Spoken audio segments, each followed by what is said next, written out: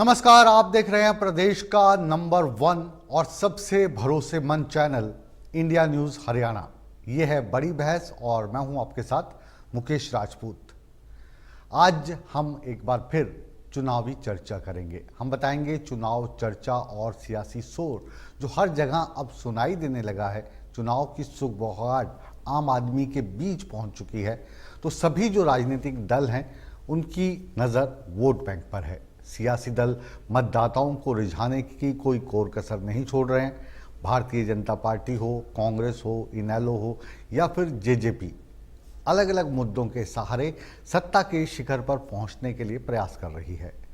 लेकिन सरकार किसकी बनेगी ये वक्त बताएगा। भारतीय जनता पार्टी जो इस वक्त सत्ता में है, अपने 10 साल के कामों के सहारे तीसरी बार सरकार बनाने का दम भर रही है। तो वहीं कांग्रेस भारतीय जनता पार्टी के ये जो 10 साल हैं इनको खोखला बताने में लगी है। वहीं जेजेपी और इनेलो सरकार बनाने के लिए रस्साकशी में जुटे हैं। अब देखने वाली बात यह है कि जनता किस दल पर अपना विश्वास जताती है, किसको सत्ता के शिखर पर पहुंचाती है। हमेशा की तरह बड़ी बहस को शुरू करने से पहले आइए देखते हैं बड़ी बहस की ये पहली बड़ी रिपोर्ट।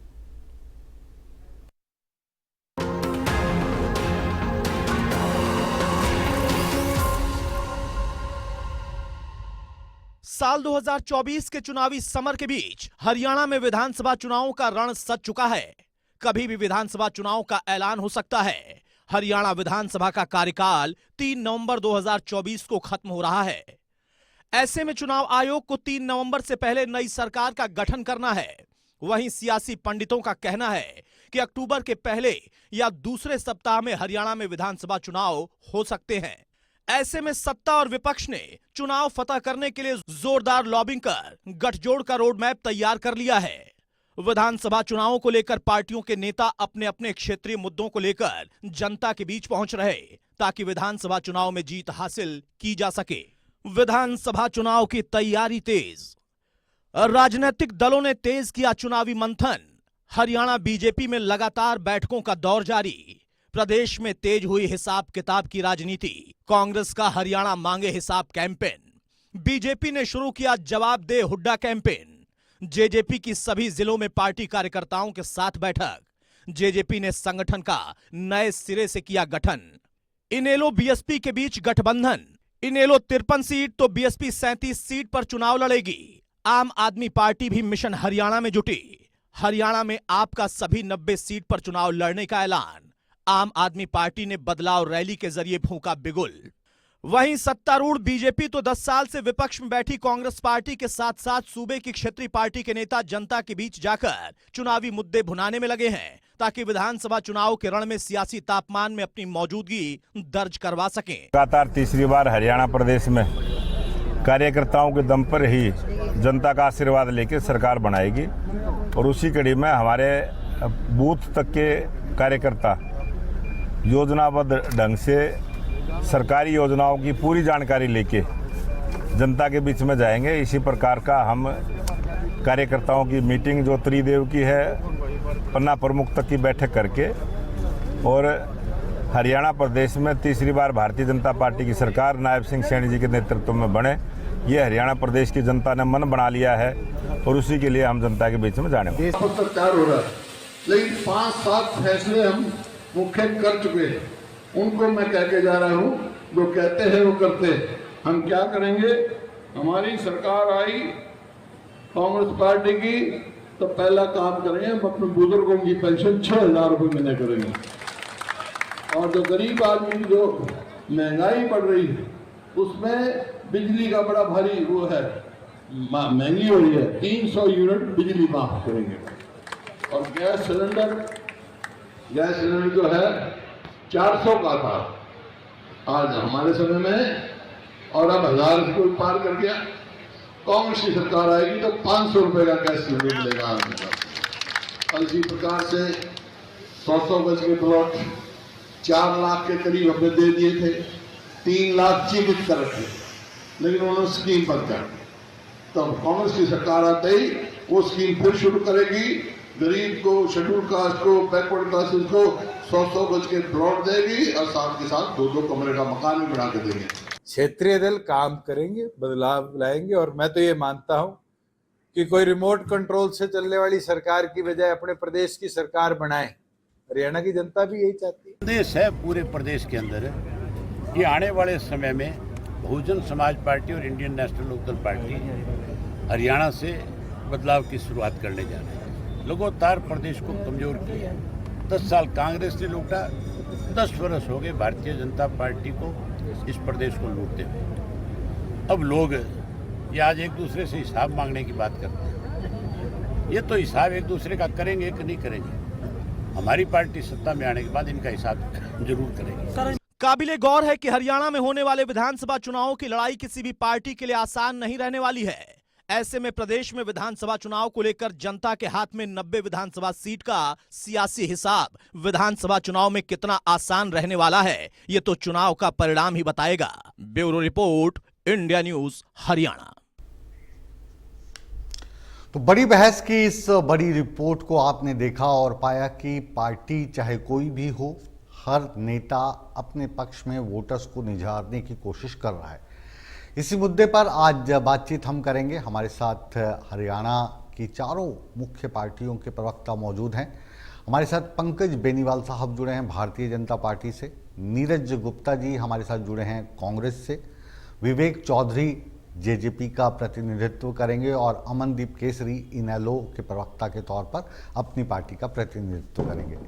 पहला सवाल अमनदीप केसरी आपसे ही कि आपकी जो पार्टी है वो चुनाव में जा रही है, ऐसे कौन से मुद्दे हैं, कौन से ऐसे वायदे हैं जिनको लेकर आप चुनाव मैदान में उतरेंगे? जी मुकेश जी, सबसे पहले तो आपको नमस्कार और आप सभी दर्शक देख रहे हैं इंडिया न्यूज हरियाणा को, उनको सबको मेरा प्यार भरी नमस्ते। राजपूत जी, आपने जो सवाल किया कि इंडियन नेशनल लोकदल और बहुजन समाज पार्टी किन मुद्दों को लेकर के हरियाणा प्रदेश में जाएंगी, देखिए ये बिल्कुल सर्वविदित है। हमारा प्रदेश जो है ना कृषि प्रधान प्रदेश है और विधानसभा चुनाव हो रहे हैं। विधानसभा चुनावों के अंदर जो प्रदेश के मुद्दे होते हैं, खासकर स्थानीय मुद्दे होते हैं, उनको तवज्जो मान करके जनता उनके हिसाब से वोट करेगी। आपने पिछले 10 सालों के अंदर और खासकर जो पिछला 5 साल की जो सरकार रही है उसमें सबसे ज्यादा त्रस्त अगर किसी वर्ग को पाया है वो किसान, गरीब और मेरे वर्ग को पाया है, छोटे दुकानदार को पाया है, छोटे व्यापारी को पाया है, उस कर्मचारी को पाया है। और उन सभी का जो मैं कहूंगा कि संगठन है वो इंडियन नेशनल लोकदल और बहुजन समाज पार्टी मिला करके उनका एक प्ररूप है, उनको एक रिफ्लेक्शन है उन सभी वंचित वर्गों की। और इसीलिए ये गठबंधन जनता के अनुरूप हुआ हुआ गठबंधन है। इस गठबंधन को हमेशा से जिन लोगों ने, जिन वर्गों ने सपोर्ट किया वो इस सरकार के अंदर दबाए गए हैं, हमेशा से कुचले गए हैं। इस सरकार की जो कुरीतियां थी उसकी वजह से उन लोगों के साथ बहुत ज्यादा मैं कहूंगा कि विश्वासघात हुआ है, क्योंकि उन्होंने वोट तो भारतीय जनता पार्टी को दिया था इस वर्ग ने बढ़ चढ़ करके, लेकिन सबसे ज्यादा उनके हितों के साथ कुठारघात हुआ। भारतीय जनता पार्टी सत्ता में आने से पहले जिसकी भी फोटो दिखाती थी ऐड में अच्छे दिन आएंगे, वो यही गरीब किसान का मेरा वर्ग था। और उसी प्रदेश को, और सबसे पहला काम इन्होंने क्या किया कि उसी गरीब किसान का मेरे वर्ग को लूटने का काम किया, उन पर अलग अलग तरह से कानून लाने का काम किया। अमन जी बीच में आपको रोक रहा हूँ, सुनिए अमन केसरी, रोक रहा हूँ बीच में। और पहला जो मौका आपको दिया क्योंकि आप ऑपोजिशन पार्टी से ताल्लुक रखते हैं, आपके बाद भी जो प्रवक्ता आ रहे हैं उनसे मेरी गुजारिश ये है कि आज जो हमने परिचर्चा की है बड़ी बहस में, उसका मुद्दा है कि जो आपकी पार्टी है वो वोटर्स के पास ऐसे कौन से मुद्दे लेकर जाएगी कि अगर आप हमें वोट देते हैं, अगर आप हमें सत्तासीन करते हैं तो हम आपके लिए ये करेंगे। आज हम दूसरों को कोसने का काम कम करेंगे, अपने आप को हम प्रोजेक्ट करने का काम करेंगे। तो उम्मीद है कि जो बाकी 3 प्रवक्ता हैं वो भी इस बात को समझ गए होंगे। विवेक चौधरी जी, जेजेपी अगर सत्ता में आती है तो जेजेपी क्या करेगी अपने वोटर्स के लिए, हरियाणा की जनता के लिए? जी, अगर मैं बात करूं, जेजेपी एक युवाओं की पार्टी है और युवाओं की एक सोच है कि छात्र संघ चुनाव जो बारी बारी बीजेपी ने भी कहा और उससे पहले भी कहा गया, कहीं ना कहीं जो बड़े दल हैं, राष्ट्रीय दल हैं, ये डरते हैं कि नए युवा जब कॉलेजों की राजनीति के माध्यम से निकल के आएंगे तो कहीं ना कहीं इनका जो सिस्टम है उसमें सवाल करने लगेंगे। आज हम सबसे पहले अगर कोई काम करेंगे तो छात्र संघ चुनाव को बहाल कराने का काम करेंगे। अग्निवीर जो योजना चलाई गई है, आज ये कह रहे हैं कि उनको हम सिर्फ चौकीदार लगाएंगे या सिर्फ छोटी पोस्टों तक रखेंगे। हम एक चीज कह रहे हैं कि ये किसने कहा आपसे कि चौकीदार लगाएंगे? अभी मैं बीच में रोक। हाँ, अभी पिछले दिनों कहा गया, मुख्यमंत्री द्वारा कहा गया। क्या कहा कि चौकीदार लगाएंगे? जी जी जी, इनको सी और डी ग्रुप में भर्ती किया जाएगा। ये अभी मुख्यमंत्री महोदय ने कहा, किसी ने नहीं कहा।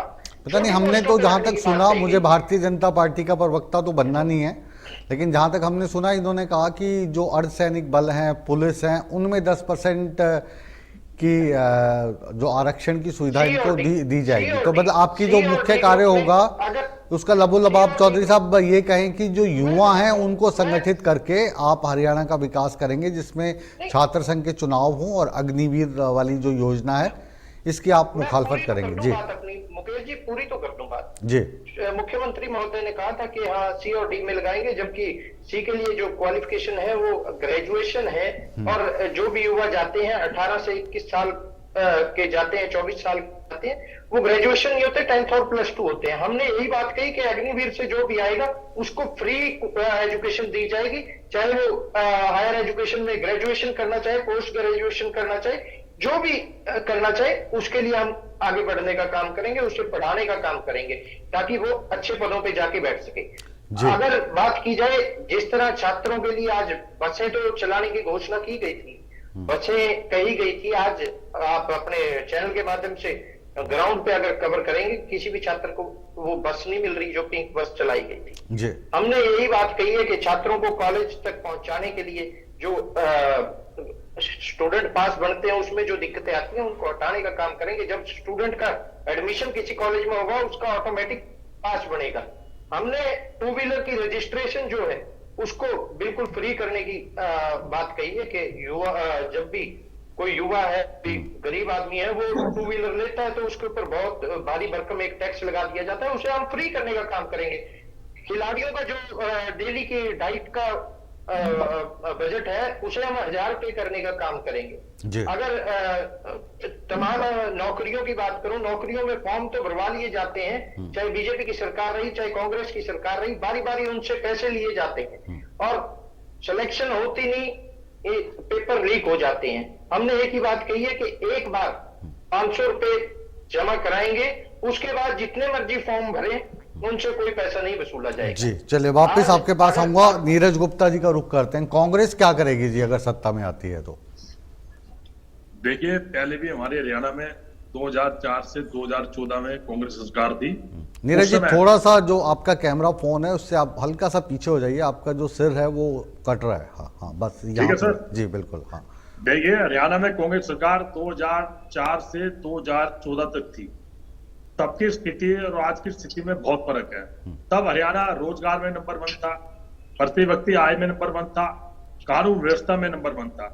देखिए, जो कांग्रेस सरकार आने पे जो हम करेंगे, पहला तो ये कि 6000 रुपए बुढ़ापा पेंशन देंगे। दूसरा हमारा है पुरानी पेंशन योजना को लागू किया जाएगा और जो 2 लाख सरकारी कर्मचारी पद भरे हैं, खाली पड़े हैं, उनको हरियाणा में युवाओं की भर्ती की जाएगी। सफाई कर्मचारी, ग्रामीण चौकीदारी में मनरेगा मीट को पक्का किया जाएगा और जातीय जनगणना की जाएगी। और तीसरा सबसे बड़ा पहला, हर परिवार को 300 यूनिट बिजली फ्री दी जाएगी। 25 लाख तक का इलाज फ्री किया जाएगा। गरीब परिवार को 100 गज के प्लॉट, मुफ्त प्लॉट और 3.5 लाख से लागत बने 2 कमरे का मकान दिया जाएगा। अच्छा। विकास, निवेश और शिक्षा में हरियाणा को नंबर 1 बनाएंगे। और ये जब पोर्टल से जनता तराई कर रही है, इन जन विरोधी पोर्टल से छुटकारा दिलाएंगे हरियाणा की जनता को। और सिलेंडर 500 रुपए में दिया जाएगा और किसानों को MSP और सर्वदा के भाव सब फसलों की गारंटी दी जाएगी। जो क्रीमी लेयर है, जो कि बीजेपी सरकार ने अब 6 से 8 कर दिया, उसको हम 10 लाख करेंगे। और हमारी जो पुरानी नीति थी, पदक लाओ और पद लाओ, उसको लागू करेंगे दोबारा। जी और गुप्ता जी मुझे लग रहा है शायद जब आपकी सरकार आएगी तो पूरे तरीके से खुशहाली आ जाएगी हरियाणा में, क्योंकि कोई वर्ग ऐसा वंचित बचेगा ही नहीं जिसको आप लाभ नहीं देंगे। मेरा एक मासूम सा सवाल है, एक सेकंड सुन लीजिए ना, मैंने आपकी पूरी बात सुनी, मेरी सुन लीजिए। ये जो आप आंकड़े बता रहे हैं कि 6,000 रुपये हम बुजुर्गों को पेंशन देंगे, हम पुरानी पेंशन योजना शुरू करेंगे, हम सिलेंडर 400 रुपये का देंगे, हम 300 यूनिट बिजली की देंगे, ठीक है, ये वायदे जो हिमाचल सरकार है ये उससे भी थोड़े बढ़ चढ़ कर ही है। अभी कुछ ही समय हुआ उनको बने, सारी चीज़ें वो दे नहीं पाए और जो दी थी वो वापस लेनी शुरू कर दी, क्योंकि राज्य सरकारों के पास जितना कि बजट होता है वो गुप्ता जी को भी पता है। आप तो गणित में अच्छे ही होंगे क्योंकि गुप्ता जी हैं। तो ये जो सारा कुछ आप करेंगे इसके लिए कितने बजट की दरकार होगी आपको, और वो जो पैसा है वो आएगा कहाँ से? आप मेरे को थोड़ा सा ये समझा दीजिए, फिर मैं आपकी पब्लिसिटी में पूरी मदद करूंगा। देखिए, सरकार बनने पे इस बजट का ध्यान रखा जाएगा। जो हमारे मेन है 300 यूनिट बिजली फ्री, बिजली के लिए हम कैसे करेंगे, जो बिजली चोरी को रोकेंगे। अच्छा। और जो भी कहीं बिजली में कटौती है, बिजली में कोई डिफेक्ट है, बिजली में फॉल्ट है, उनको दूर किया जाएगा। करेक्शन करके, ना कि जनता पे वोट डाल के, करेक्शन करके उस पैसे को उससे पूरा करके उसका लॉस पूरा किया जाएगा। ये तो 6,000 रुपए बुजुर्गों को जो पेंशन जाएगी, कितने बुजुर्ग हैं अपने हरियाणा में? अनाज की है, अनाज वेस्ट जा रहा है, गोदामों में अनाज वेस्ट जा रहा है, कहीं चूहे खा रहे हैं, कहीं बरसात में भीग रहा है। अनाज की व्यवस्था की जाएगी सुचारू रूप से, हर वर्ग के हर से साल किया। जैसे जन पोर्टल में जनता तराई कर रही है, उस पोर्टल बंद किया जाएगा या उसमें करेक्शन किया जाएगा? बिल्कुल कर देना, बिल्कुल बंद कर देना। जैसे पहले कागजों में काम होता था वैसे ही करना, बिल्कुल करना। आप जब आप आएंगे, मैं पूछ रहा हूँ ये जो 6,000 रुपये की जो पेंशन है, इसमें तकरीबन कितने लोग हैं हरियाणा में जो इस पेंशन के अधीन आ जाएंगे? उनका नंबर वगैरह कोई? देखिए, 6,000 की जहां तक मेरी गणना के हिसाब से 46-47 लाख लोग हैं जो 6,000 की इसमें पॉलिसी में आएंगे। अच्छा, और इसमें जब इसको हम 6,000 से गुना करेंगे तो एक महीने का कितना बनेगा, और साल में तकरीबन सरकार पे कितना इसका बोझ पड़ेगा, और उसका प्रावधान कहाँ से किया जाएगा? देखिए, हमारा जो ये उस समय फाइनेंस डिपार्टमेंट का वो देखेगा। अच्छा, और उससे आपको तो घोषणा करनी है, बाकी फिर वो डिपार्टमेंट देखेगा। चलिए वापस आते हैं। पंकज बेनीवाल जी, आप लोगों ने भी लगातार झड़ियां लगा रखी हैं योजनाओं की, उद्घाटन पे उद्घाटन। कोई वर्ग ऐसा बचे ना जो कहे कि हम छूट गए जी, डॉक्टर साहब हमें क्यों नहीं लिया?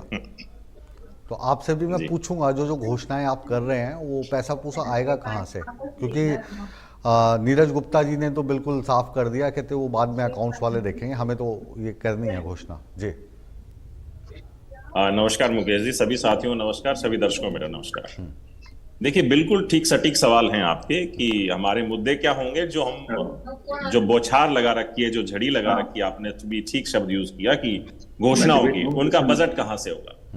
बजट का प्रावधान अगर आप देख रहे हो तो साथ ही साथ नायब सिंह से, माननीय मुख्यमंत्री नायब सिंह सैनी जी साथ ही साथ बताते जाते हैं कि इस पे इतना खर्च आएगा और इतना बजट हम एलोकेट कर लेंगे। तो सारी चीजों पर, चाहे मैं एमएसपी से लेकर हैप्पी कार्ड तक, चाहे प्लॉटों तक की बात करें, जो आज की मैं घोषणाएं, जो आज आपकी बातें उठाई गई, एमएसपी पहले भी 14 फसलों पर हरियाणा की सरकार ही देती थी। यही बात लेकर हम जनता के बीच में जाएंगे कि आपकी सरकार जो आपने बनाई, अपने हित के लिए बनाई, भारतीय जनता पार्टी की सरकार, वो पहले 14 फसलों पर और आज समस्त फसलों पर, अगर आपके कोई भी एक अनाज का दाना अगर आपके खेत में उगता है तो उसका भी प्रावधान सारी की सारी फसलों को एमएसपी पर खरीदने का हरियाणा की सरकार करेगी। और ये नायब सिंह सैनी जी ने बताया है कि डबल इंजन की सरकार इसके लिए पूरा प्रावधान करेगी और इसके ऊपर 150 करोड़ से ज्यादा का खर्च सरकार के ऊपर आएगा और उसको वहन हरियाणा सरकार ही करेगी। 150 करोड़ रुपया सालाना आएगा, मंथली आएगा, कैसे आएगा? ये सालाना के लिए बोला है। 150 नहीं, फसल के हिसाब, जो खरीफ और रबी की फसल आती है उसमें जो अभी फसल जाए 150 करोड़ रुपए में आप सारी फसलों को एमएसपी पे खरीद लेंगे, ये कह रहे हैं आप? अभी भी मुकेश जी 14 फसलों को एमएसपी पर खरीदा जाता है। तो कितना खर्च उसके इसकी रिमेनिंग जितनी भी फसलें अभी बची हुई हैं, उन फसलों को भी हरियाणा की सरकार एमएसपी पर खरीदने का काम करेगी। हमने कहा कि हम बिना खर्ची पर्ची के डॉक्टर साहब बस मेरा ये सवाल था कि आप कह रहे 150 करोड़ रुपए में हम हरियाणा की जो 24 फसलें हैं उसमें नहीं, नहीं। एमएसपी दे देंगे, ये कह रहे हैं। 14 हाँ, 14 तो पहले फसलें थी जो ना। 14 पहले थी, अब तो जो 24 हो गई ना। अतिरिक्त भार जो पड़ेगा, अच्छा, जो मैं अतिरिक्त भार है 150 करोड़ का। अतिरिक्त भार जो पड़ेगा वो किसान पर नहीं पड़ेगा, वो हरियाणा सरकार वहन करेगी। वो 150 ये करोड़ पूरा का का है। वो 150 करोड़ का। 153 जी। जी। जी। उसके लिए भी हरियाणा सरकार ने प्रावधान किया और बोला है कि डबल इंजन की सरकार इसमें पूरी मदद किसानों की करेगी। किसानों का सबसे बड़ा मुद्दा यही था। मतलब डबल कि हमें इंजन से हमारी आपका फसल- तात्पर्य हो गया कि अगर हरियाणा में भाजपा की सरकार बनती है तो भारतीय जनता पार्टी की या एनडीए की सरकार जो केंद्र में है वो मदद कर देगी, ये आप इस चीज को लेके आश्वस्त हैं। तो बिल्कुल, बिल्कुल, दूसरी इसमें पार्टी कोई- की बनती है तो थोड़ा केंद्र हाथ खींच लेता है, ये कहना चाह रहे हैं आप? बिल्कुल भी नहीं कहना चाह रहे हम। जी। जिस भी की भी सरकार की काम करने की नीयत हो तो काम होते हैं। ये कांग्रेस की सरकार नहीं है कि हम पहले हिमाचल में बोला कि ओपीएस लागू कर देंगे, ओपीएस के लिए ही 5,000 से ज्यादा कर्मचारी इन्हीं की सरकार के खिलाफ वहां बैठे हुए, और आज हरियाणा में बैठकर ये बोलते कि हम ओपीएस लागू कर देंगे। ओपीएस को खत्म करने वाले आपकी ही सरकार है हरियाणा के अंदर। तो ये जो निराधार बातें जो कांग्रेस करती है या मनगढ़ंत अच्छा, कहानियां गढ़ने आप की- कौन कौन सी चीजें मुफ्त में बांटेंगे उसकी लिस्ट बताइए। जी, ये मुफ्त की- 300 यूनिट मुफ्त में बांटेंगे कांग्रेस वाले, आम आदमी देखिए, पार्टी वाले आज हमारी बिल्कुल परिचर्चा में है नहीं, वो जायज भी- बात हाँ, है। ठीक है। मुकेश जो जी, इन सब जेजेपी जी। वाले हैं, ये जो 2 पहिया वाहन होंगे इसमें जो टैक्स लगता है उसको ये भारी मात्रा में कम कर देंगे। तो बिल्कुल। आपके पास कौन सी बिजली लिस्ट है? बिजली के लिए आपने मेरे से पूछा, बिजली के लिए हमने प्रावधान कहा कि 2 किलोवाट तक का मीटर जिसका भी है उसके ऊपर सरचार्ज नहीं लगेगा। जो सरचार्ज लगता था उसको हटा दिया गया, जितनी यूनिट यूज करेगा उतनी यूनिट का बिल उनको देना पड़ेगा। दूसरा प्रावधान हमने किया सोलर पैनल का, कि सोलर पैनल लगाएंगे तो उससे अगर अतिरिक्त बिजली भी आप पैदा करते हैं तो हरियाणा सरकार उसको खरीदेगी। तो ये सारी हम लोग हवाई बात नहीं करते कि बजट एलोकेट कैसे होगा। इन्होंने तो कह दिया कि सरकार आएगी तो देखेंगे। 8500 रुपए नहीं डॉक्टर है साहब, ये कि जो खटाखट हवा ये खाते हवाई में आ जाएंगे। ये जो हवा हवाई बात ना करने की जो कसम थी ना, वो हिमाचल प्रदेश के मुख्यमंत्री जयराम ठाकुर ने भी खाई थी। जी। वो कसमें खाते रह गए और सुखविंदर सिंह सुक्खू वहां पे सरकार बना गए। बिल्कुल, लेकिन हमारी जो सरकार है उस सरकार ने पहले दिन से लेकर के आज तक हर एक हरियाणवी को सुदृढ़ बनाने के लिए, सबल बनाने के लिए जो काम किए हैं, हम ऐसे नहीं कहते कि ये फ्री हो जाएगा। वो किस तरीके से होगा, कैबिनेट में कैसे बिल पास होगा, कैसे उसको विधानसभा में एलोकेट कर पाएंगे, इन सब चीजों को करके बार बार माननीय मुख्यमंत्री जी एक ही बात कहते हैं कि इन चीजों पे प्रावधान बनाएंगे, इन चीजों को हम अपने बिल पास करेंगे कैबिनेट में, फिर उसको विधानसभा से पास करेंगे। तो ऐसे कोई भी चीजें पास नहीं कर रहे हैं। अब कच्चे कर्मचारी की बात करें कि कच्चे कर्मचारियों को पक्के वाली सुविधाएं दी गई हैं, तो उसके लिए भी उन्होंने कहा कि सुप्रीम कोर्ट का प्रावधान है कि उनको पक्का नहीं कर सकते, लेकिन उनके लिए क्या कर सकते हैं, कौन सा बिल ला सकते हैं, किस तरीके से उनको सारी सुख सुविधाएं दी जा सकती हैं, उन पर हरियाणा सरकार आमदा है और बात करती है। मैं वही कह रहा हूं कि झूठ का सहारा लेकर भारतीय जनता पार्टी की सरकार या माननीय मनोहर लाल मुख्यमंत्री जो हमारे हैं नायब सिंह सैनी जी, वो झूठ के आधार पर एक भी घोषणा नहीं करते हैं। सारी घोषणाएं जो सच हैं, जो हरियाणवी के काम आती हैं और जिनके लिए बजट एलोकेट होता है, वो सारे काम हरियाणा की जनता के लिए करते हैं। चलिए वापस आपके पास लौटूंगा बेनीवाल साहब। अब एक बार फिर से रुक करते हैं अमनदीप केसरी जी का। फिर से मैं गुजारिश आपसे यही करूंगा केसरी साहब की जो आज का मुद्दा है, क्योंकि आप चारों जो पैनलिस्ट हैं बहुत पढ़े लिखे हैं, समझदार हैं, बहुत मज़ा आ रहा है आपसे बातचीत करके, एक दूसरे के बीच में भी नहीं बोल रहे हैं, इसके लिए मैं आप सभी को बधाई देता हूं। तो जो इनेलो है आपके पास, ये वाला मंच है, आप ये मानिए कि आप इनेलो का जो घोषणा पत्र है वो पढ़ रहे हैं। जी, ठीक है, उस पर मैं सवाल जरूर उठाऊंगा जब आप पढ़ेंगे, लेकिन मंच दिया है, बताइए क्या है आपकी घोषणा? मैं वही कह रहा हूँ मुकेश जी, हमारी घोषणा है 7500 बुजुर्ग अवस्था पेंशन करने की है, हर गृहिणी को एक मुफ्त सिलेंडर देने की हर महीने, अच्छा। और 21,000 रुपए बेरोजगारी भत्ता देने की है, किसानों के कर्ज माफ करने की है, और साथ साथ हर युवा को हमारा प्राथमिकता रहेगी कि हम रोजगार देंगे। अब आपके सवाल का मैं पहले ही जवाब दे देता हूँ कि आप समय ना, मैं समझ रहा हूँ आपने जो पूछा है कि जो इकोनॉमिक्स प्रबंधन है, आपने वो सुन लिया जो मैंने आपके पड़ोसी से पूछा कि इसका प्रावधान सुन ही रहा हूँ सर जी।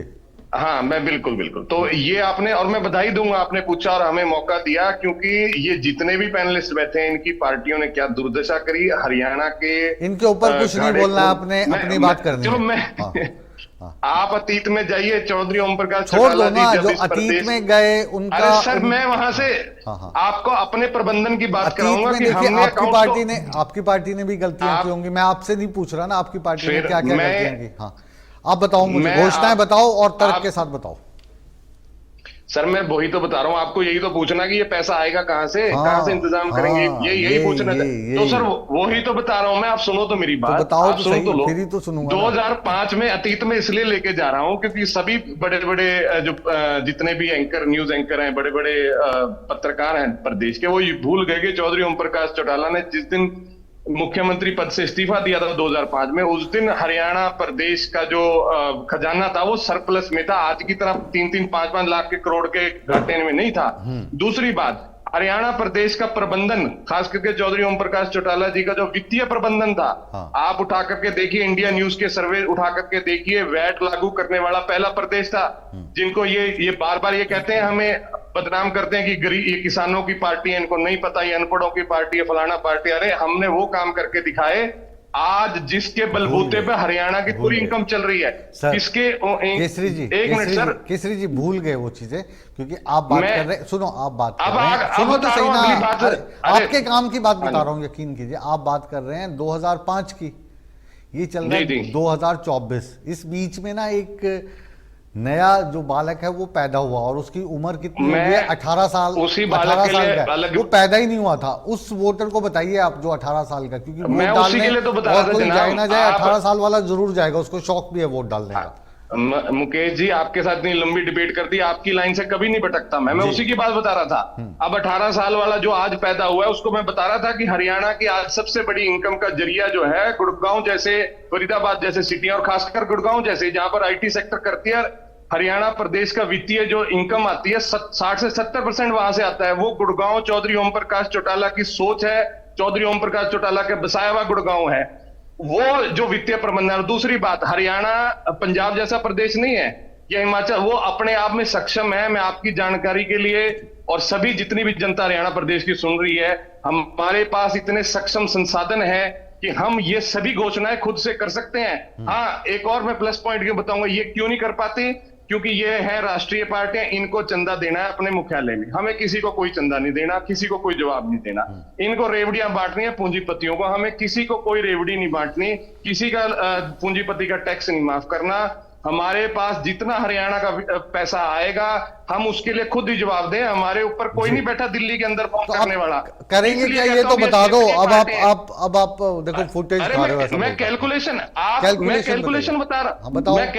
बता रहा हूं कि जितना पैसा राष्ट्रीय पार्टियां अपने केंद्र में बैठे हुए केंद्रीय जो पार्टियों के एजेंडे को लागू करने के लिए खराब करती हैं, हरियाणा का गाड़े खून पसीने पैसा हमने उनके प्रोपगंडे में नहीं खराब करना। जितने भी आयोजन होंगे जहां पार्टियां करती हैं, आप देखते हैं कि यूट्यूब से लेकर के आज कोई भी ऐसा चैनल नहीं छोड़ा हुआ या कोई रेडियो वो नहीं है कि जहां पर हरियाणा सरकार एक ही अपना नॉन स्टॉप हरियाणा, अरे राष्ट्रीय जो मार्ग बनाए हैं, आप किसकी एडवर्टाइजमेंट कर रहे हैं? ऐसी कोई भी जो अनहोनी काम है, मैं कहूंगा गलत काम, इंडियन नेशनल लोकदल ने ना पहले किए ना अब करेंगे। हम ऐसे लोगों का गाढ़े खून पसीने की कमाई को इस तरह से व्यर्थ नहीं करेंगे, और हमारे पास पर्याप्त संसाधन है। हमने किसी का प्रोपगंडा नहीं चलाना, किसी के एजेंडे को नहीं चलाना कि भाई राष्ट्रीय पार्टियों को खुश करना है उसके चला दो, राजीव गांधी के नाम पर ये चलवा दो, उधर से दीनदयाल जी के नाम पर ये चलवा दो। हमने तो जनता के अनुरूप जो हरियाणा प्रदेश की जनता की मांग है उनको पूरा करना है, और उसके लिए हरियाणा के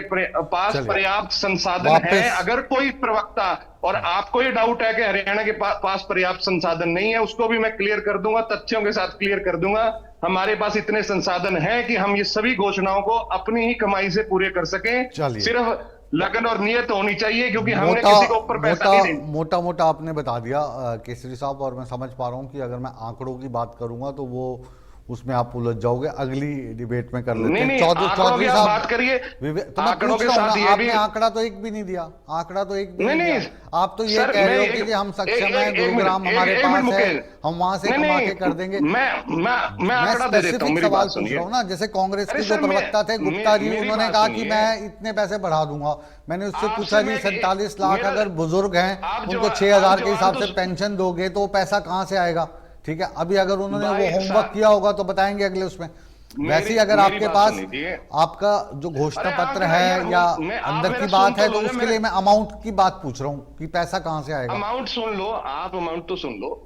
मैंने आपको अपना घोषणा पत्र बताया कि हम ये चीजें लागू करेंगे। अब अमाउंट की आप बात कर लो। ये जो आंकड़ा है, क्या भारतीय जनता पार्टी की सरकार बनी, जितना प्रदेश का जीएसटी का पैसा सेंटर से आना था, क्या आप बता सकते हैं? आप तो बहुत सीनियर पत्रकार हैं। क्या ये भारतीय जनता पार्टी ने जारी किया कि भी कितना लेना है? ये आंकड़ा तो सरकार ने छुपाए हुए हैं भी कितना हमने केंद्र से लेना है उस जीएसटी का आंकड़ा, क्योंकि ये छुपाते हैं भाई साहब। जो हमारा हक है ये कहां बताने देते हैं? यही तो बता रहे हैं आपको कि ये जो राष्ट्रीय पार्टियां हैं ये तो ऊपर खूंटे से बंधी हुई हैं दिल्ली वाले।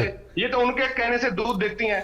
चलिए, समझ गया मैं आपकी बात कि आपकी पार्टी होगी तो आप हरियाणा का बहुत भला करेंगे, और जो केंद्र में सरकार बैठी है वो अगर हरियाणा के हिस्से की जो जीएसटी है उसकी आप मांग करेंगे, जो हरियाणा का हिस्से का जो टैक्स है वो अपने हरियाणा राज्य के लिए मांगेंगे। विवेक चौधरी, आपके पास आ रहा हूँ। आपकी घोषणा मतलब हालांकि घोषणा पत्र अभी जारी होने में काफी समय है, अभी तो चुनाव का बिगुल बजा है, सीट्स वगैरह आप 4 तो घोषित कर चुके हैं, बाकी शायद तैयारी कर रहे होंगे। युवाओं की आप बात कर रहे थे कि हम इलेक्शन करवाएंगे सबसे पहले, तो आके चलिए इलेक्शन करवा लिए। और दूसरा अग्निवीर योजना है, इसकी आप मुखालफत करेंगे और युवाओं के उद्धार के लिए काम करेंगे। वो उद्धार कौन कौन से होंगे और उसमें बजट प्रावधान क्या रखा गया है? मुकेश जी, थोड़ा करेक्ट करना चाहूंगा। अग्निवीर का हमने ये कहा जो अग्निवीर रिटायर हो गए हैं उन्हें हम उच्च शिक्षा के लिए फ्री में एजुकेशन देने का काम करें। युवाओं की मैं तमाम घोषणाएं जो मैंने बताई वो युवाओं फिर फ्री में एजुकेशन देंगे आप। वो 18 साल का गया है और 18 तो 22 साल का वापस आएगा, उसके बाद आप उसको पढ़ाएंगे, फिर आप उसको नौकरी देंगे। कितना पढ़ाएंगे सर? जो पढ़ना चाहता है, चाहे वो पीएचडी करना चाहता है मुकेश जी, हाँ, जो पढ़ना चाहता है उसको हम रोजगार उसको पढ़ाने का काम करेंगे और पढ़ा के उसको रोजगार देने का काम करेंगे। आज तो लंबा नहीं हो जाएगा थोड़ा सा, क्योंकि जब वो आएगा तब वो 22 साल का हो चुका होगा। एक चीज तो बता दीजिए मुकेश जी, 2022 में भर्ती हुई, 2026 में रिटायर होना है। मुख्यमंत्री महोदय को क्या जल्दी होगी थी आज अनाउंस करने की? अगर आप हमें लंबा बता रहे हैं तो आपने उनसे भी तगड़ी योजना बना दी फिर तो। मैं नहीं, योजना आपने कहा पहले पढ़ाऊंगा फिर नौकरी लगाऊंगा। विजन लेके चले हैं। आपने तमाम प्रवक्ताओं से पूछा कि आप बजट कहां से लाएंगे, पैसा कहां से लाएंगे। मैं मुकेश जी आपको बताना चाहूंगा, आदरणीय दुष्यंत चौटाला जी के पास एक्साइज डिपार्टमेंट भी था, रेवेन्यू डिपार्टमेंट भी था। उनका जो टैक्स कलेक्शन था, रेवेन्यू कलेक्शन था, उसको तकरीबन दोगुना करने का काम 6,000 करोड़ से 12,000 करोड़ पे पहुंचाने का काम आदरणीय दुष्यंत चौटाला जी की विजन से हुआ। अपना जो हरियाणा में जो मुख्य रेवेन्यू आता है, इसकी जानकारी आपके पास होगी, मुझे पूरा यकीन है आपके ऊपर। अपना जो रेवेन्यू आता है सर, वो अधिकतर रेवेन्यू अपना आता है हरियाणा में कहाँ से आता है? एक तो मुझे लगता है शराब से आता है, और दूसरा टोल टैक्स से आता है, तीसरा चौथा आप अगर मेरे को बता दें, मेरे को थोड़ा सा ज्ञान में वृद्धि। मैं बोल ही रहा हूँ, अगर बोलने देंगे तो बिल्कुल बोलने देंगे, बिल्कुल बोलने देंगे, बोलने के लिए तो बुलाया आपको। अभी बात की गई, दुष्यंत जी ने एक्साइज के रेवेन्यू को डबल करने का काम किया। अगर रेवेन्यू डिपार्टमेंट की बात करूं, उसका जो कलेक्शन थी उसको डबल करने का काम किया। आज हम अमनदीप भाई ने एक बात बहुत सही कही कि ये जो राष्ट्रीय दल है ये दिल्ली इन्होंने फंड पहुंचाने हैं, क्षेत्रीय दल ने नहीं पहुंचाने। आज तो बहुत आपने एक वाजिब सा सवाल कांग्रेस के प्रवक्ता से पूछा कि कितने बेनिफिशियरी हैं, इसका जवाब ये नहीं दे पाए। आज अगर इनका विजन हो, इनको तो एक सोच है, सरकार में तो इनको पता है आना नहीं, इनकी एक सोच है कि शायद किसी तरह टल्ला लग जाए। आज के दिन मुकेश जी 17,85,137 बेनिफिशियरी जो पेंशन ले रही हैं। और अभी आपने बीजेपी के प्रवक्ता से एक सवाल पूछा कि कितना बोझ पड़ेगा। अभी मैं आपको बताना चाहूंगा, पिछले दिनों मुख्यमंत्री महोदय ने एक अनाउंसमेंट की कि 2,000 रुपए पर एकड़ किसान को बोनस दिया जाएगा। अगर उसी का हम बजट उठा के देखें तो 1778 करोड़ रुपए पे जाता है। तो इतना तो एग्रीकल्चर का बजट ही हरियाणा प्रदेश के पास नहीं है। सिर्फ और सिर्फ ये कहते हैं 150 करोड़ का बोझ पड़ेगा। जनाब, अगर आपको यही पता हो टोटल एग्रीकल्चर लैंड कितनी है जिसमें आज के दिन खेती होती है, तो मैं मान जाऊंगा। हम तो एक चीज जानते हैं मुकेश जी, आज अगर हम कोई घोषणा कर रहे हैं, कोई बात लेके आ रहे हैं, तो उसको हम लागू करने का हमारे पास विजन है। हमने बीजेपी को एक ही बात कही थी जिस टाइम मैं अलग हूं बीजेपी से, कि हम एक सीट ना दो, 5100 रुपए पेंशन कर दो। बीजेपी के पास जवाब नहीं है, 5100 रुपए पेंशन कर दो, पर ये नहीं, ये अड़िग थे, इन्होंने नहीं करनी थी। आज घोषणाएं तो बड़ी बड़ी की जा रही हैं, आज झूठ पे झूठ बोला जा रहा है। कभी 100 गज के प्लाट बताए जाते हैं, कभी 100 गज के प्लाट बताए जाते हैं, और अखबार में आ जाती है 30 गज की। वापस लौटेंगे चौधरी साहब, वापस लौटेंगे चौधरी साहब। एक बार फिर से रुक कर रहे हैं नीरज गुप्ता जी का, कांग्रेस के प्रवक्ता हैं। गुप्ता जी अब थोड़ा सा आगे आ जाइए, बिल्कुल सही, शुरू कीजिए।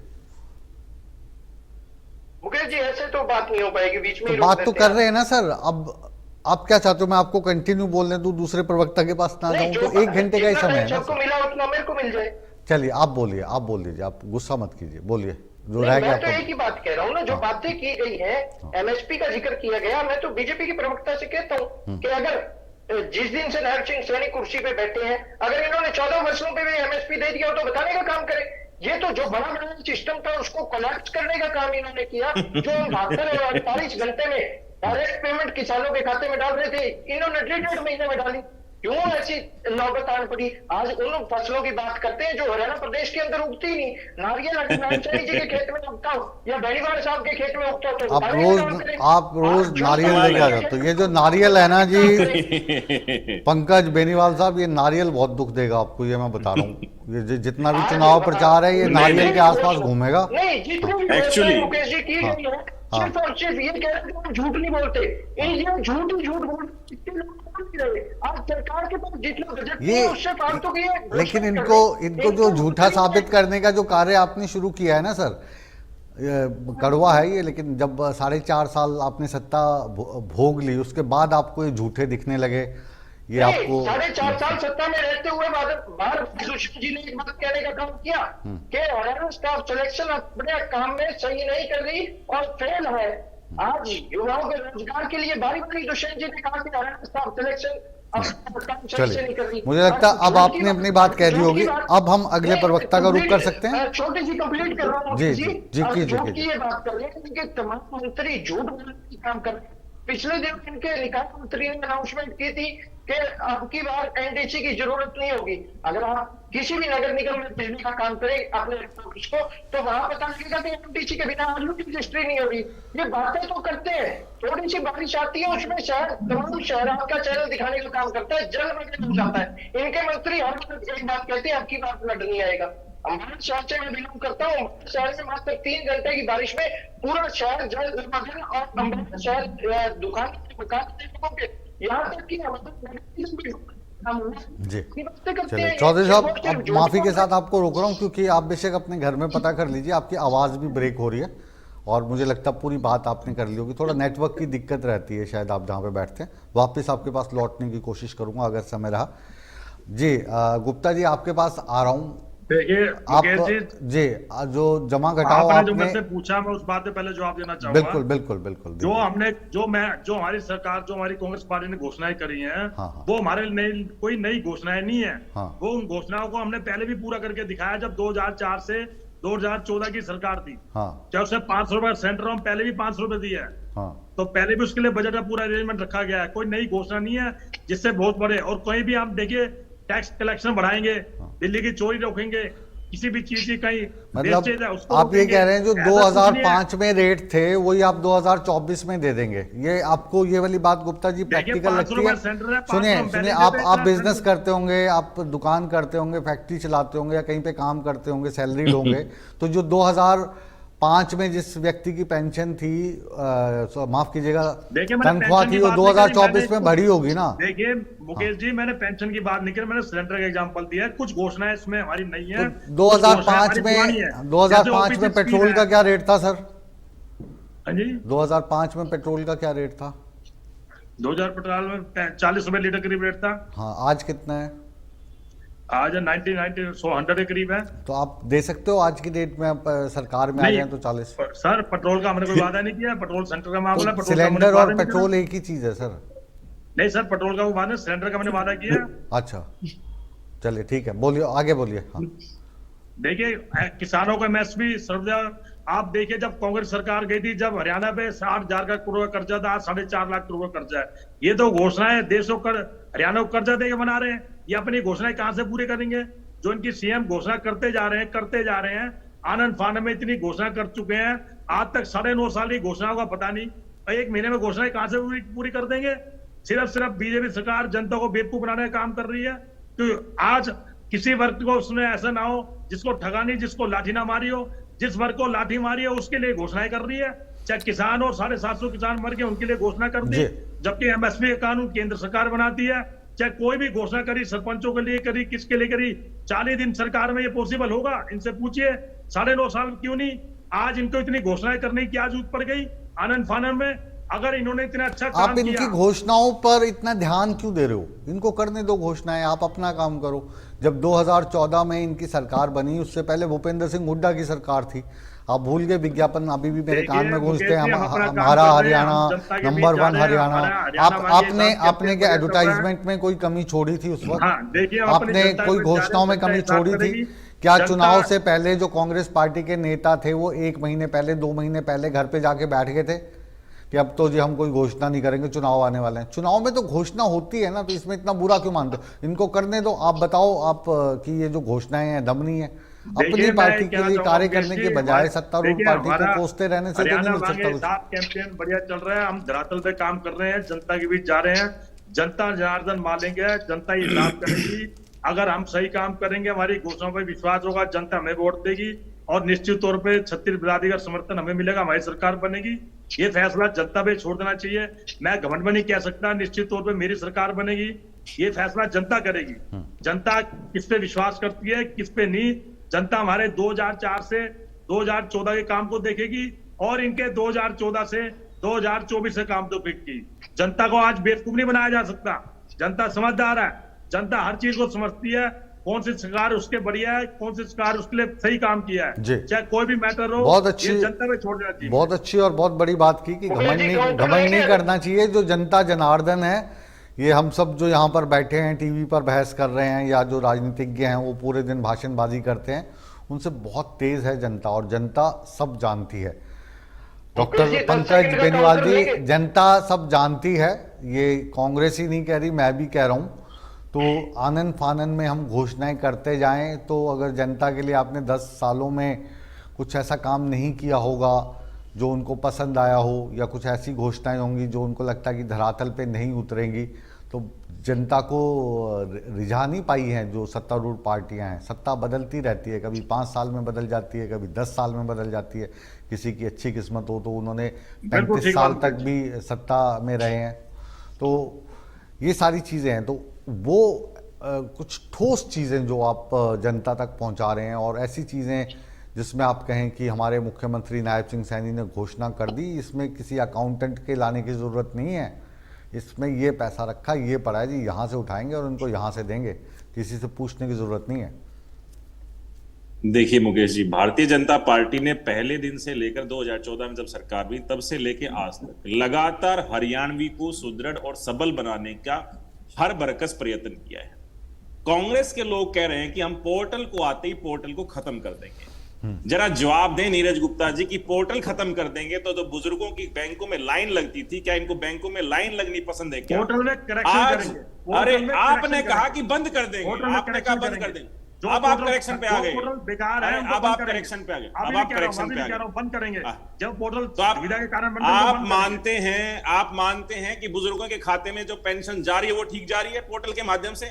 आप ठीक मान रहे हैं कि गैस का सिलेंडर अगर घर पे पहुंच जाता है ठीक पहुंच जाता है? आप सही मान रहे हैं कि डोमिसाइल कास्ट सर्टिफिकेट, जितने भी सर्टिफिकेट 48 तरीके के, वो सारे बन जाए? बीच में ना बोले, मैं नहीं बोला बीच में आपके, मैं इंटरप्ट कर सकता था लेकिन मैं कर नहीं रहा। चलिए हाँ। तो आज की जो परिचर्चा की खूबसूरती है कि आप एक दूसरे को सुन रहे हैं, मेरा दिल आज बाग हो गया जी। हाँ, तो आप मानते हैं, नीरज गुप्ता ने अपने दूसरे ही वक्तव्य में बोल दिया है कि हम पोर्टल को सही मानते हैं, जो बुजुर्गों को पेंशन खाते में जाती है, जो गैस का सिलेंडर मिल रहा है, जो सारी लाइनें भारतीय जनता पार्टी ने खत्म की हैं, चाहे वो बैंकों की हो, चाहे तमाम बीज की हो, चाहे गैस सिलेंडर की हो, वो सारी अगर आज खत्म की तो भारतीय जनता पार्टी ने, ये कांग्रेस के प्रवक्ता मानते हैं, तो हरियाणा की जनता भी मानती है कि इस पार्टी ने, इस सरकार ने, जिसको हमने जनहितैषी मान करके काम करवाने के लिए बनाया था, और वो जनहितैषी ही काम करती जा रही है। इसीलिए हमें भी भरोसा है जनता पर, जनता जनार्दन का ही फैसला सबसे बड़ा होता है। बिल्कुल सही बात है, इसके अलावा कोई नहीं है। क्योंकि जनता को अगर लगेगा कि भारतीय जनता पार्टी ने बीते 10 वर्षों में हमारे लिए वो बेहतरीन सुविधाएं दी हैं जिनके लिए हम ललायत थे, जिनके लिए हम इनको लेकर के आए थे, तो जरूर तीसरी बार हरियाणा में नायब सिंह सैनी जी के नेतृत्व में सरकार बनेगी। ऐसी कुछ योजनाएं और जो भारतीय जनता पार्टी ने जनता के लिए किया है, जो गुप्ता जी को याद नहीं है, या चौधरी साहब को या केसरी जी को याद नहीं है, 2-4 गिनवा दीजिए। हाँ, जैसे बुजुर्गों की पेंशन की मैं बात करूं, आंकड़ा सभी का गलत था। 19.93 लाख बेनिफिशियरी है और दिव्यांग जो है उसमें 1.98 लाख है। इतने लोगों को पेंशन दी जा रही है और वो पेंशन ये तो कहते हैं कि हम 6,000 कर देंगे, हम 5100 कर देंगे। हमने 5100 के लिए अपना हाथ पीछे खेल लिया। 4.5 साल तक जब भारतीय जनता पार्टी ने कहा था कि जैसे जैसे स्थिति बनेगी, जैसे जैसे रिवेन्यू आएगा, वैसे वैसे बुजुर्ग की पेंशन बढ़ाते चले जाएंगे, उसी पर भारतीय जनता पार्टी आमदा रही और 1,000 से लेकर 3,000 तक लेकर चले गए। अब कितनी करेंगे आप बता दीजिए, अब कितनी करेंगे? अब आपका कंपटीशन 6,000 और 7,000 के साथ है, अब बढ़ाएंगे नहीं बढ़ाएंगे? हम हवाई बात मुकेश जी कभी नहीं करेंगे। मुकेश जी, अरे फिर से अमनदीप जी आप बोल लेना अपने समय पे। आपके बीच में बोलने के लिए बहुत सारे पॉइंट थे मेरे पास। अरे आप बात कर लो यार, इतनी जल्दी बात कंप्लीट करो अपनी। बोल देंगे। तो इसमें जितने भी हम वही कह रहे हैं कि हवाई बात भारतीय जनता पार्टी नहीं करती। इन लोगों के जैसे आपने बजट के लिए पूछ लिया तो सबके मुंह बंद हो गए कि वो बजट कैसे आएगा, ये तो बड़ा सवाल आ गया हमारे सामने। लेकिन भारतीय जनता पार्टी ने कहा कि जिस तरीके से प्रावधान बनता जाएगा, बजट एलोकेट होता जाएगा, जैसे जैसे चीजें बढ़ेंगी वैसे वैसे बुजुर्गों की पेंशन को बढ़ाया जाएगा। और हम इस बात पर आज भी आमदा हैं। हम इनके तरह झूठे वादे नहीं करते। आगे समय कम है सर, समय कम है। हाँ जी, 5 लाख का इलाज जब भारतीय जनता पार्टी की सरकार आई थी तो बीपीएल कार्ड के साथ 30,000 रुपए का ही फैसिलिटी मिलती थी कि 30,000 तक का इलाज ले सकते हैं। 30,000 रुपए में अपेंडिक्स का ऑपरेशन नहीं होता, डेंगू का इलाज नहीं होता। इसको भांपते हुए भारतीय जनता पार्टी ने उसको आयुष्मान कार्ड, चिरायु कार्ड के तहत 5 लाख तक का इलाज देने के लिए हर गरीब इंसान को पहुंचाया। मुकेश जी, बजट की बात बता दो बस 10 सेकंड, बजट कैसे आएगा? हाँ, आ रहा हूं सर, मैं आपके पास आऊंगा, यकीन रखिए। हाँ, इनको खत्म अभी अंत्योदय के जो लोग, डॉक्टर साहब थोड़ा जल्दी वाइंड अप करेंगे। हाँ बिल्कुल, मैं उसी चीजों की तरफ जा रहा हूं। मैं अभी हमने कहा कि हैप्पी कार्ड हम लॉन्च किया है। हैप्पी कार्ड मिल रहा है लोगों को कि 1,000 किलोमीटर तक अब 1 साल के अंदर घूम सकते हैं, इधर से उधर जा सकते हैं। 30 गज के प्लाट हमने शहरी क्षेत्रों में दिए, 50 गज के 100 गज के प्लाट की प्रावधान अभी ग्रामीण क्षेत्र में, महाग्राम में 100 गज के और छोटे गांव में 100 गज के, महाग्राम में 50 गज के प्लॉट दिए जाएंगे। तो हम तो सारी चीजें वही कर रहे हैं जो जनता को चाहिए। मिल जाएगा तो बता दो। अरे गांवों में मिलेंगे, रुक जाओ, आपको दिला देंगे। आपको चाहिए, तो बता दो। आप बेनिफिशियरी हैं 100 गज के प्लाट के? आप बेनिफिशियरी हैं क्या? अरे आप बेनिफिशियरी हैं क्या? अगर विवेक चौधरी किसी ग्रामीण अंचल से आता है, 1,80,000 से कम उसकी है, तो अपना पोर्टल पे नाम दर्ज करा दे, आपको प्लाट मिल जाएगा। आखिरी रिएक्शन ले लेते हैं। अगर आप बेनिफिशियरी हैं तो आपको प्लाट मिल जाएगा। बेनीवाल साहब, बेनीवाल जी 1 मिनट। अब मुझे लगता है आपको पूरा समय दिया गया है। हाँ अमनदीप, आपके पास लास्ट में जी। मैं ये लास्ट में ये जोड़ना चाह रहा था कि जो आपका भी सवाल था कि बजट कहां से आएगा। अरे जितनी भी मोदी जी की विज्ञापन, एडवर्टाइजमेंट हरियाणा सरकार खर्च रही है, कभी मन की बात करनी, कभी फलानी बात करनी है, उनका सबका खर्चा बंद कर देंगे। उसका बजट हरियाणा के लोगों के इस्तेमाल करेंगे। आपको भी जवाब मिल गया और बेनीवाल जी को भी जवाब मिल गया, जनता भी सुन रही है। सब एडवर्टाइजमेंट बंद करेंगे, एडवर्टीजमेंट बंद कर देंगे। हरियाणा प्रदेश के बजट से नहीं होगी, एडवर्टीजमेंट बंद कर देंगे। उससे जो इनेलो है वो हरियाणा की जनता का भला करेगी। चौधरी साहब एक मिनट, बेलीवाल साहब एक मिनट, अभी हर एक को मौका दीजिए प्लीज। पूरा मेरा ये रहता है कि जो हमारी परिचर्चा है ना सर, सुने डॉक्टर साहब रिक्वेस्ट है, पर्सनल रिक्वेस्ट है। फिर क्या है कि सुनिए, अगर विपक्ष को जगह नहीं मिलती है तो मुझ पे आरोप लगता है। निष्पक्षता बनाए रखने दीजिए, आपको पूरा मैंने मौका दिया डॉक्टर साहब। नहीं मुकेश जी, इसमें व्यवहारिक बात है या नहीं है जी? व्यावहारिक बात है नहीं कि क्या प्रधानमंत्री की एड एक प्रदेश चलाएगा? नहीं, हम क्यों चलाएंगे? अगर प्रधानमंत्री को मन की बात करनी है, हम स्क्रीनें लगाएं प्रदेश की जनता की गाड़ी खून पसीने कमाई से, जी। लोगों को बैठाएं, क्यों खर्चा करेंगे हम प्रदेश एक का? मिनट, अब हम आपके प्रदेश साथी के हैं उसी विवेक बजट को चौधरी। खत्म करेंगे चौधरी और साहब लोगों आपके के पास हित मैं में- आ रहा हूं, आखिरी अब 30 मैं कुछ सेकंड है पूछ आपके लूं पास। इनसे? जी बोल मैं दीजिए। हाँ, एक सवाल पूछ लेता हूं इनसे। जी मुकेश जो जी, चौधरी देवीलाल जी के चौक चौधरी देवीलाल जी की मूर्तियां चारों तरफ लगाई जाती हैं, वो कैसे आती हैं भैया? मतलब कुछ नहीं करेंगे इस विषय पर। ये जो विषय आपने अभी अभी अभी अभी आपने बड़ी बहस में ये वाला जो विषय है ये मेरे जहन में डाला है। एक मिनट आप सभी रुक जाइए, अब खजाने से पैसा क्यों सभी रुक जाइए, अरे सभी रुक अखबार जाइए। भरे रहते थे ओम प्रकाश चौटाला जी के नाम से। अरे मोदी जी को कटिंग दिखा देना। कितने अखबारों अरे की? तो ही अखबार। अरे कितनी अखबारों की कटिंग है ओम प्रकाश चौटाला जी के नाम से? कुछ भी। अरे मोदी जी की ऐड क्यों चलाएगा हरियाणा प्रदेश? चौधरी मोदी जी का अगर मन साहब, की चौधरी बात साहब आप करनी है बोलना तो चाहते हैं हरियाणा कुछ प्रदेश या का मैं खजाना आगे खाली बढ़ूं कर दो। कांग्रेस प्रवक्ता के ये क्या पास? बात है? ये कौन सा तुक है? मुकेश जी, इन्होंने एक छोटी सी बात कही कि जो भी आंकड़े दिए गए वो गलत दिए गए। अगर मैं गलत आंकड़े दे रहा हूं तो आपकी सरकार गलत आंकड़े दे रही है। Directorate of social justice and empowerment के आंकड़े हैं। अगर आपको साल दर साल चाहिए तो बेनिफिशियरी आपके कैमरे में दिखा सकता हूँ, 17,85,137 हैं। अगर आप कहते हैं टीवी पे बैठ के झूठ बोलने का काम करते हैं बेनीवाल साहब, अच्छा नहीं है। मैंने आपसे एक ही सवाल पूछा था कि क्या आपके गांव में या मिर्जापुर, मैं कह रहा हूं अगर आप बेनिफिशियरी हैं, अगर आपके गांव में बेनिफिशियरी है तो पोर्टल पे नाम डलवा दो। अरे छोड़ो, अरे वो चीज नहीं करनी आपको। हमने आपसे कहा है कि आपको अपना पोर्टल पर नाम डालना है। अरे सुनना पड़ेगा आपको।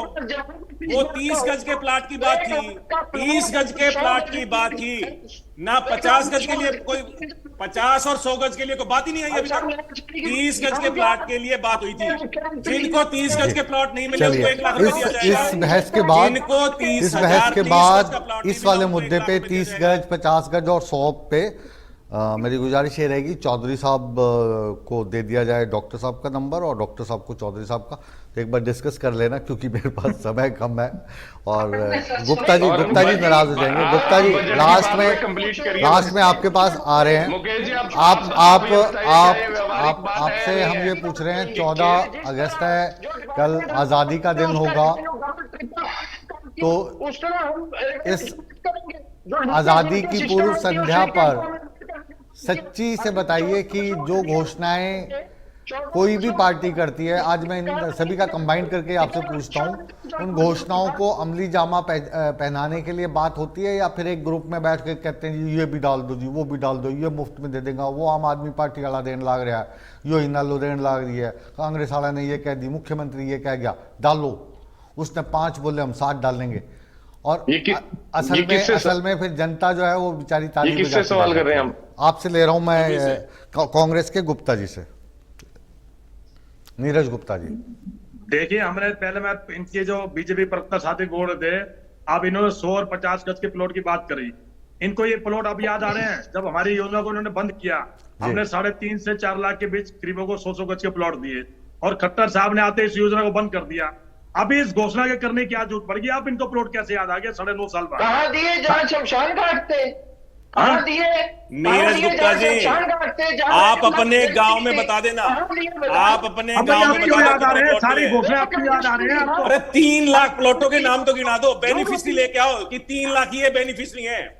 वो 3 लाख बेनिफिशियरी को लेकर के आओ कल टीवी के सामने के 3 लाख बेनिफिशियरी थे। क्यों झूठ बोल रहे हैं यहाँ बैठकर? हरियाणा की जनता को बरगलाने का काम करें।